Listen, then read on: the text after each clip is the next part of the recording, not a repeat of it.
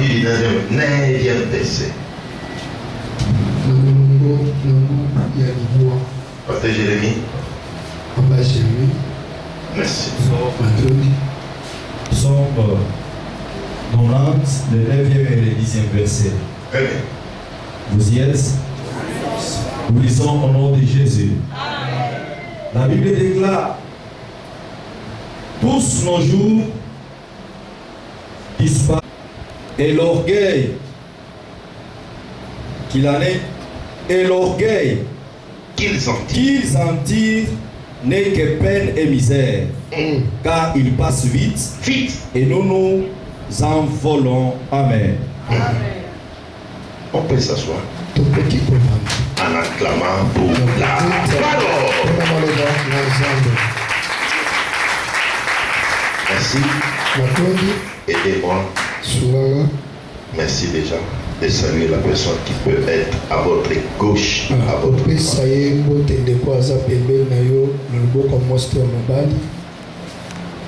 Dieu d'éternité. C'est ce que je retenais ce matin. Amen. Covid va passer. Les combats qui s'élèvent dans ta vie passeront. Mais Dieu d'éternité y demeure.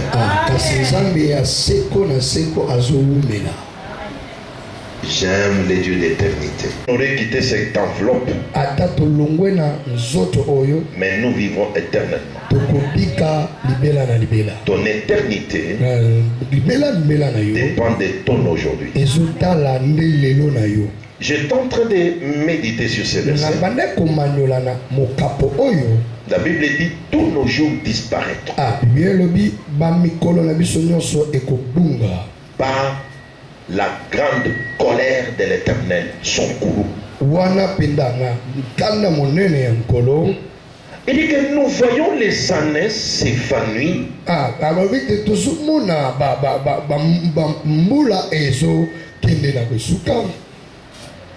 Les années sont en train de s'évanouir comme un son.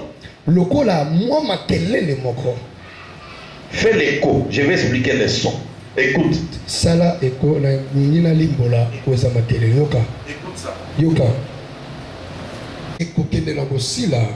Vont disparaître comme un son.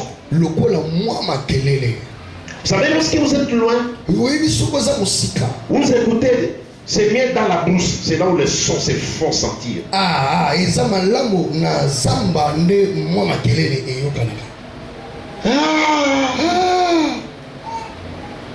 C'est comme ça que les années disparaissent.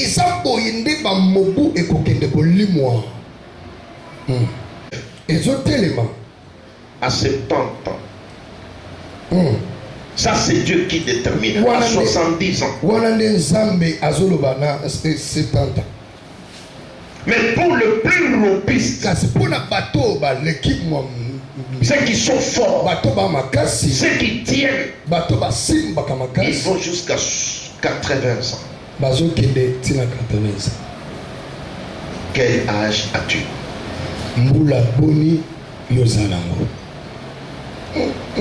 Il te reste combien de temps?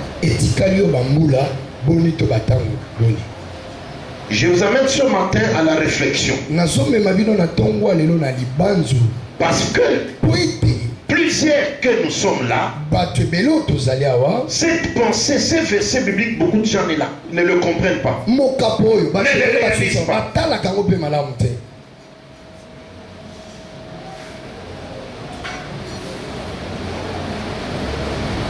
Nos jours disparaissent.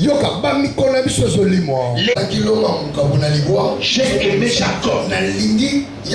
J'ai haï Esaü. On a parlé de la sélection divine. Dieu a choisi Jacob. Il n'a pas choisi non plus Esaü. Pourquoi il a choisi Jacob? Deutéronome 7:7 nous a répondu. Premièrement, à cause de l'amour. Bien-aimé, je réitère encore la pensée ce matin. Est-ce que l'amour de Dieu? Si tu veux faire la folie, c'est de se lever le matin, sortir dans la rue. Vous cherchez l'amour de Dieu. Je suis dans l'amour de Dieu.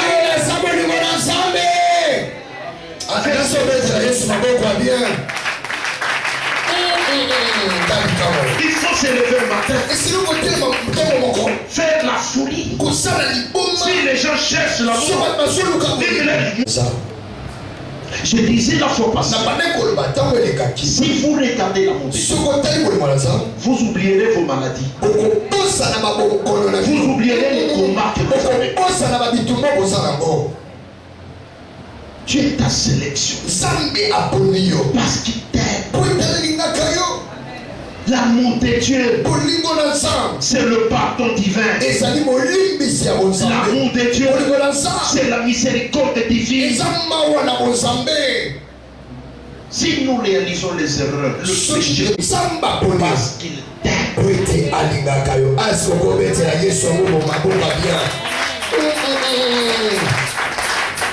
Yes. L'amour de Dieu, c'est ça la grâce de Dieu. L'amour de Dieu, c'est pourquoi il t'a sélectionné. Réalise les avortements que tu as fait dans tes désordres. Il y a ceux qui ont osé une seule fois. La terre les a avalés.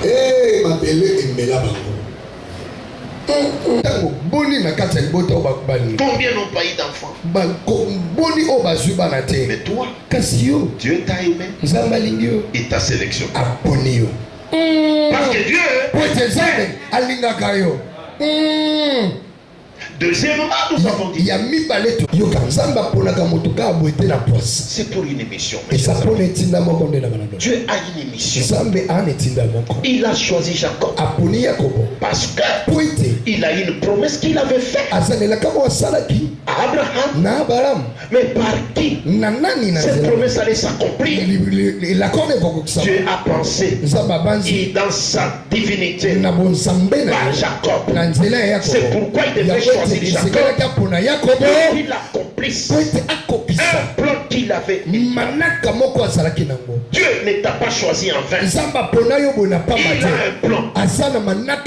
Dieu est le Dieu de projet. Dieu est le Dieu de plans. Il a des multiples plans. Ma soeur, Dieu t'a sélectionné.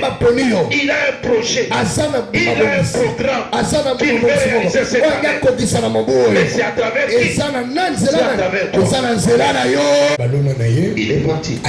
Il est revenu pour voir si son champ avait produit. Mais là, il regardait sur l'arbre. Il a trouvé un arbre qui n'a rien produit. Il appelle les gardiens. Il dit, mais cet arbre ici, ça fait déjà 3 fois. Je suis venu ici. Cet arbre ne produit pas. Coupez-moi cet arbre. Pourquoi? Cet arbre occupe l'espace à tête inutilement. Merci. Il l'a mis sur la terre. La Bible dit quoi? Genèse 2:15. Il le plaça dans le jardin pour une mission. Garder et cultiver. C'est-à-dire, tu dois rendre compte.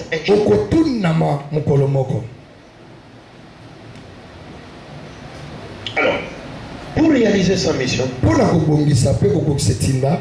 Dieu t'a doté de la vie. Nous sommes les jeudis, Dieu t'a doté de la vie.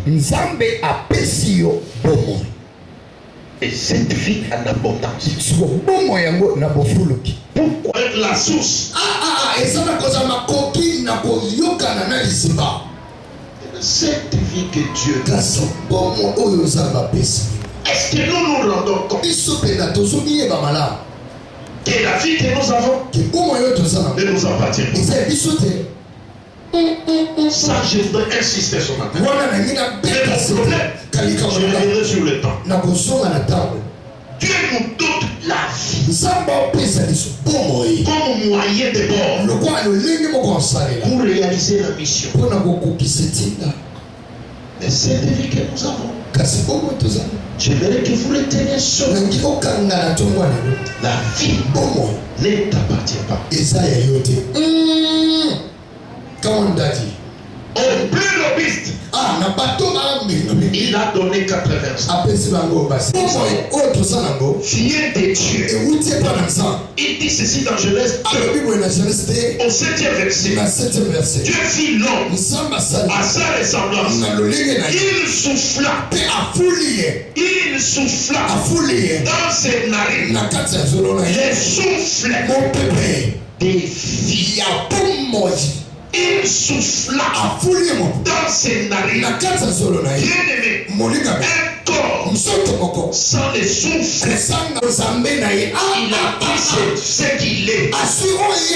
Il a déposé en nous. Ce qui est en nous, c'est ce qu'on appelle la vie. C'est pourquoi Jésus dit, je suis le chemin, la vérité.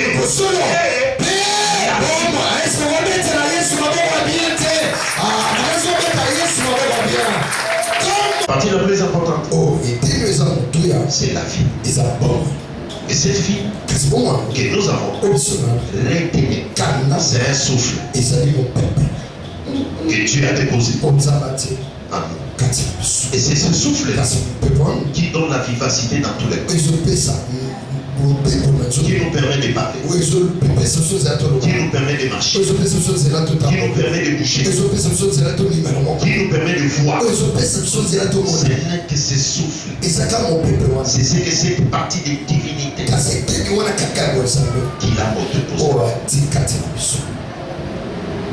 La vie que tu as ne t'appartient pas. Sa vie est quelqu'un.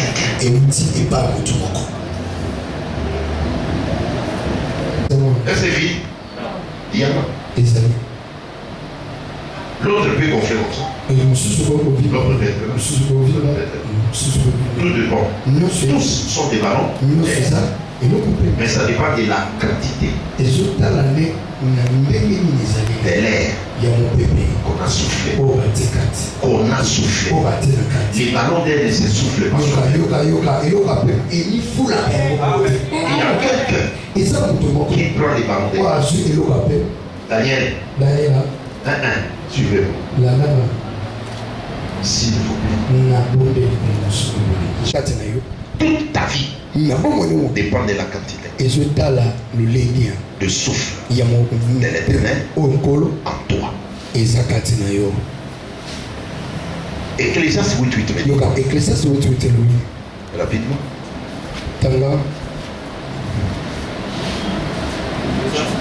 Regardez quoi, c'est 8:8, je me trompe. L'homme n'est pas maître de son souffle. Très bien. L'homme, les ballons d'air, n'est pas maître de son souffle. L'homme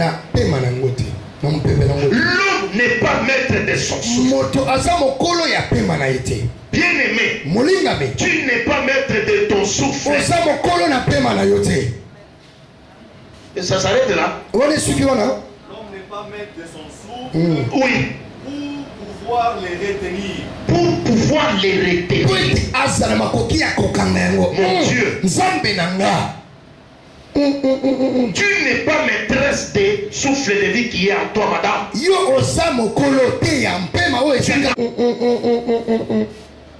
C'est lui qui a mis l'air ici. Il peut encore dégonfler ça. Et ça retourne au point zéro. Et ça perd sa valeur. Alors, bien-aimé, bien-aimé, la vie que nous avons, et Dieu nous l'a prêté. Dieu a déposé à nous pour une mission. Alléluia. Amen. La vie que nous avons, Dieu ne nous l'a pas donnée pour notre vie de prostitution, pour une vie de débauche. Non, je vous assure. La vie que nous avons, le souffle que Dieu a déposé, il a déposé pour un autre objectif. Ce n'est pas pour la tuerie. Ce n'est pas pour les loisirs. Parce que le monde actuel, c'est un monde qui nous donne les loisirs. Nous devons nous réjouir. Nous sommes sur la terre. Il faut avoir un temps de loisirs et un temps de se détendre. Mais sache la vie que Dieu t'a donnée, le souffle que j'ai, je le considère comme un ballon d'air. C'est pour un objectif. C'est pas pour ça que nous utilisons. Nous ne montons pas. Nous ne montons pas. Nous reculons. J'ai toujours comparé la vie à ceci. Voyez un téléphone. Alléluia. Amen. Pour que le téléphone fonctionne, il y a deux choses. La batterie doit être chargée. Et toutes les batteries de téléphone n'ont pas les mêmes capacités. Vous êtes avec moi? Amen. Je suis trop pédagogue. Deuxième élément, il faut charger les unités. As-tu déjà vu, tu appelles les gens, les unités augmentent. La charge augmente. Ça devient notre téléphone. J'ai déposé une fois. Parmi nous qui peut être, regardons nous d'abord, qui peut être la personne la plus âgée de tous? Qui par exemple? Pépé Seba. Et puis Mémé suit. Alléluia. Maintenant laissez-moi vous dire, ce sont les moins âgés que nous tous.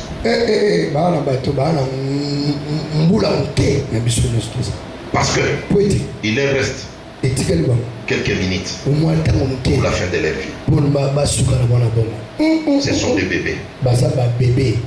La personne la plus âgée, c'est celle qui a l'âge, qui a encore de l'avenir devant lui. C'est cet enfant qu'on transporte là-bas. C'est la personne la plus âgée. Parce que si Jésus ne venait pas, il a encore devant lui. L'âge ne dépend pas de temps qu'on a fait, mais du temps qu'il nous reste à faire. Est-ce que vous mettez la Yesu maboko pour la malobote? Quelle révélation!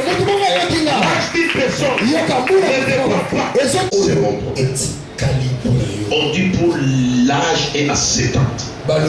Et le prix c'est à 80 ans. Les temps qui te restent sur cette terre, Jésus peut venir. Ou tu peux mourir. Qu'est-ce que tu vas donner comme compte de ton pèlerinage? Seigneur sur la terre, ce que moi j'ai fait, j'ai volé. Les années s'évanouissent comme un son. Sachant cela, bien-aimé, retenons, Dieu nous a donné la vie pour une mission. Notre temps ne nous appartient pas. Le temps ne nous appartient pas. Qui sait ce qui va arriver demain? Le temps ne t'appartient pas. La Bible dit Daniel avait l'intelligence du temps. Il connaissait à quelle heure nous étions à l'horloge de Dieu. Est-ce qu'il faut regarder l'heure? Qu'est-ce que la montre de Dieu dit? Pendant qu'on est là, lèvons-nous, maximisons, réunissons tous les efforts qui nous restent sur la terre, comme cet arbre planté dans son jardin. Qu'as-tu produit? Qu'as-tu produit? Qu'est-ce que tu as produit pendant que je suis ici dans le champ de Dieu? Il y a des arbres fruitiers que Dieu a utilisé comme des meilleurs jouets. Après avoir buté, on les retire comme en réserve pour les matchs prochains.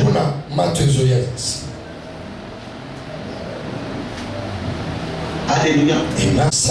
Ne dis pas, je fais, car tu ne sais pas ce qui peut venir. C'est que tu comptes faire. Fais-les.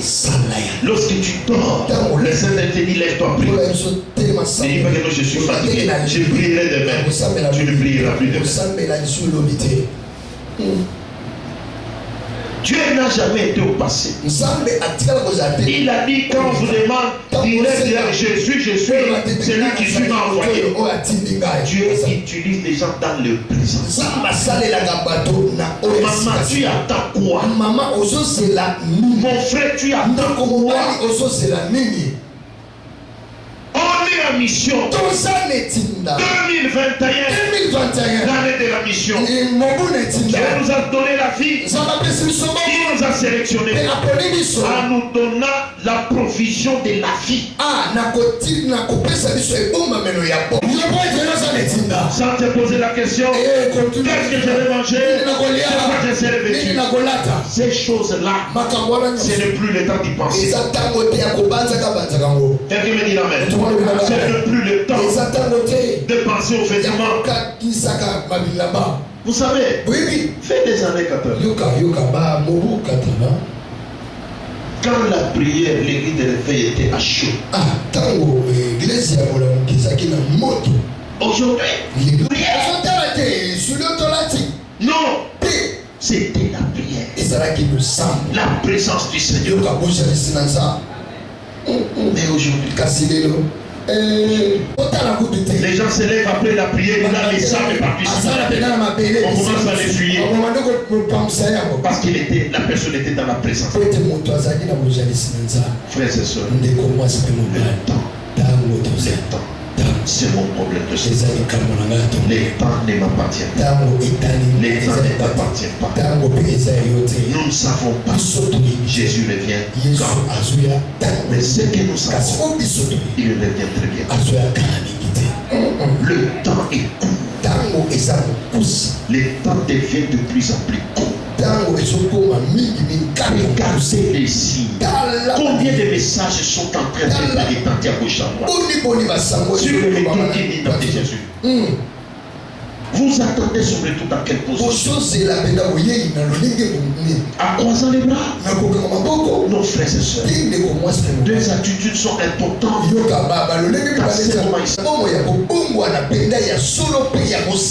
La repentance sincère et profonde. Dans ces temps ici, chaque moment que Dieu te donne l'opportunité, répands-toi. Ne te considère pas que ton cœur est pur.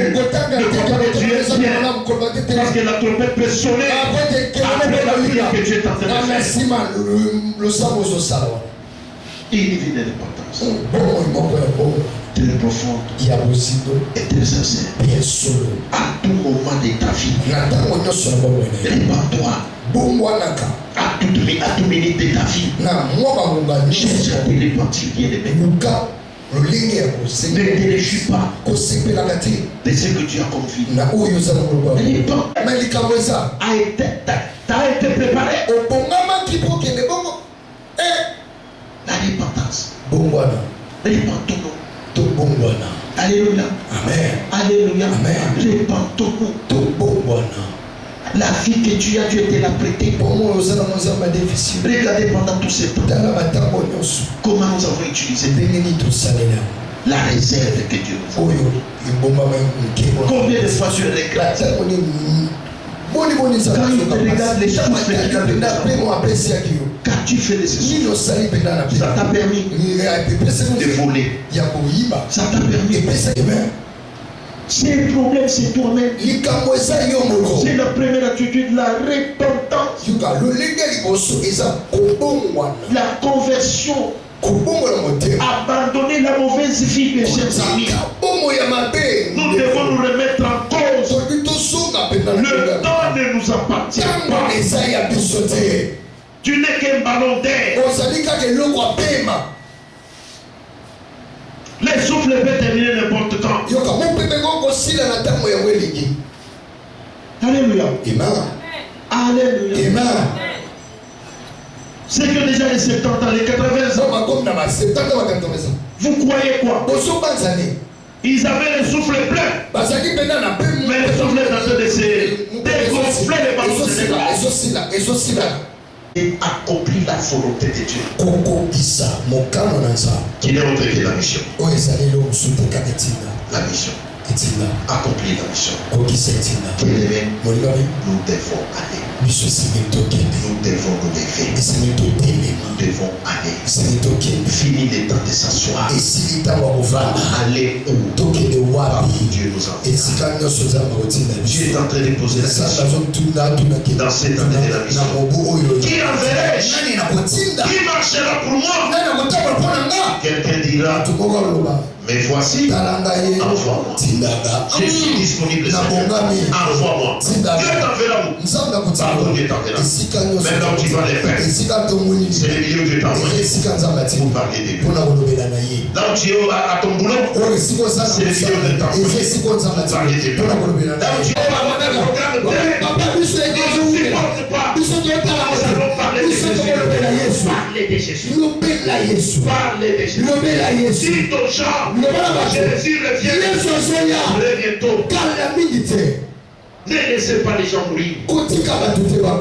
Parce que le temps ne nous appartient. Le temps est court. C'est le petit temps qui est resté. Avant que la trompette sonne.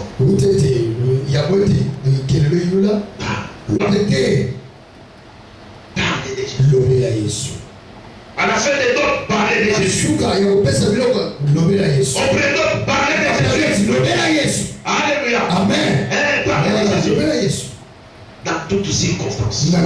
Parlez de Jésus. C'est donc qui te suit. Ma soeur, parce que tu es jolie. Approche-toi d'elle.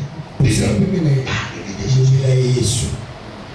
Tu dis que tu sais, cette vie que tu vois est éphémère, est passée. Il y a une meilleure qui nous attend. Acceptez Jésus. Reçois Jésus. C'est une mission pour le Seigneur. Les temps deviennent de plus en plus courts.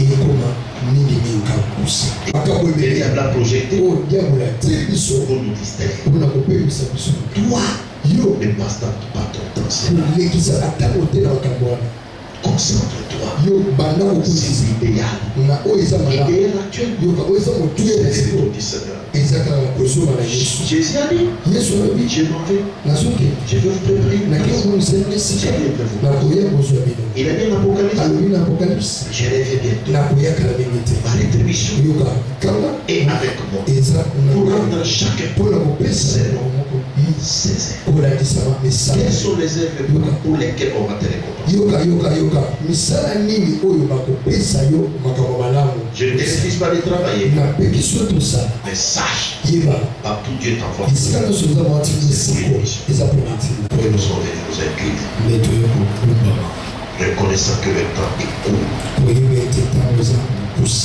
Tu nous as donné ce temps de vie. C'est le maximum. Mais les plus robustes, ils vont jusqu'à 80 ans. Malgré les études humaines qui disent expose l'âge, l'espérance des vies. En Afrique, on dit c'est 50. Lorsqu'elle dépasse 50 ans, on a dit l'effort. Ok, Topa Molibana Nanzambe, merci Mingi pour la journée à l'élo. Tozali na thème na biso monene, tozolobela sur l'année 2021 où Ezali année à mission. Alors Dieu qui nous a appelés et qui nous a donné un temps record. Les lettres de la gestion de temps. Total Mukanda, il y a Psaume 90, 10 et lobby. Dieu a limité l'âge à 70 ans. Maximum à le plus robuste 80 ans. Et que le temps est record. Le souffle de vie que nous avons, c'est l'Ecclésiaste 8.8, ne nous appartient pas. L'homme n'est pas maître de son souffle. Balingami, Toyebe que Jésus revient très bientôt. Le temps est record, nous devons nous mettre dans la mission. Dieu nous a sélectionné cette année 2021, ce n'est pas en vain, parce que Dieu nous aime et nous a donné comme provision souffle de vie. Alors souffle de vie, il faut tout maximiser pour ça la moussada nanzam. Yamonazo banamutunyoso bisika nyoso zo kendane o ezali en mission pour évangéliser, pour parler de Jésus, parce que Jésus revient très bientôt. Voilà brièvement message Tozanango, Tozo adressé à peuple Nanzambe. Bisika nyoso bozali basali nanzam. Tout préparer l'église parce que Jésus revient bientôt. En repentance sincère. De deux, en mission. Évangéliser. Gagner les âmes. Parler de Jésus. C'est la chose la plus importante. Vraiment que Dieu vous bénisse. Tozali Nafni Kama, numéro 26. Numéro de téléphone Nabisé Zali 049 30 985. Vous avez un problème, une suggestion, Bengabiso, Tokobon de la Nabine Longo. Zama Pambo, la chaîne d'Abiso Kitoko, à Pambo Landego Papi, na équipe Mobimba Oyo, Bazako soutenir, Basani Nanzambe, Bazo diffuser, message pour le salut des âmes. Vraiment, tout soutenir chaîne Oyo. Que Dieu vous bénisse. Voilà.